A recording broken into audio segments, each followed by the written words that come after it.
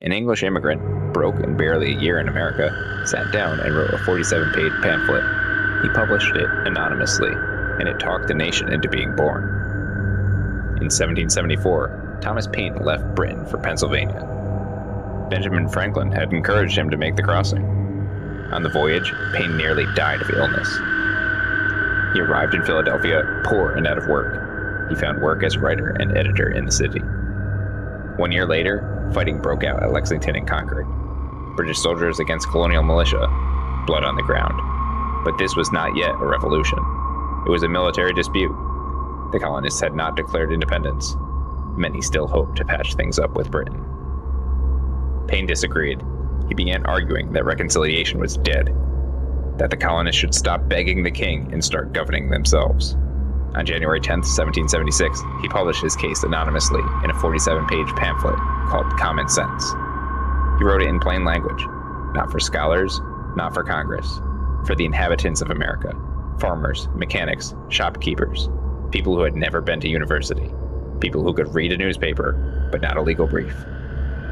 He wanted them to understand every word. And he didn't just list complaints. He built a rebuttal into every argument. He gave the people the tools to reject the crown. His first blow was the sharpest. Paine attacked monarchy itself, not just King George. The whole idea that birth entitles one family to rule millions. He called hereditary succession an insult to equality. If no man is born above another, no man is born with a crown on his head.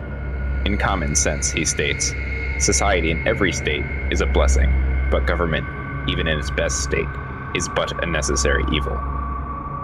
Then he built the alternative, piece by piece, a republic, a representative government where the colonies act together, a navy to defend it, trade with all of Europe, not just Britain.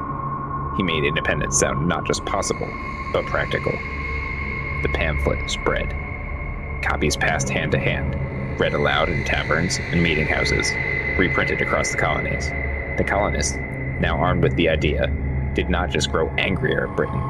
They started to believe something new, that they could govern themselves. 6 months later, the Continental Congress debated, and a declaration followed. Paine put it plainly, and the people adopted it. We have it in our power to begin the world over again.